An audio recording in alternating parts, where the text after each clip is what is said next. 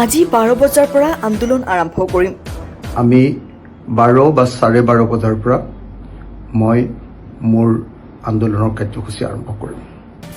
ইয়াৰ পূৰ্বে ৰাজ্যপালক 3টা দাবীৰে সাক্ষাৎ কৰিম। ৰাজ্যপাল ডাঙৰীয়াক সাক্ষাৎ কৰিম। 3টা দাবী।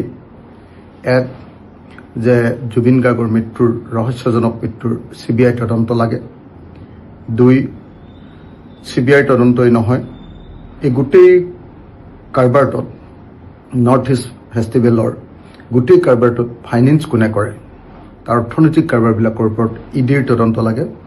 আৰু 3য়, কিন্তু আটাইতকৈ গুৰুত্বপূৰ্ণ আৰু আটাইতকৈ জৰুৰী আখু দাবীটো হ'ল যে অনতিবিলম্বে এই যিকেইজন মূল অপৰাধী সিদ্ধাৰ্থ শৰ্মা, আপোনাৰ মহন্ত আৰু তাত যিবিলাক মানুহে তেওঁৰ লগত সাঁতুৰিবলৈ গৈছিলে সেইসকলক গ্ৰেপ্তাৰ কৰিব লাগে।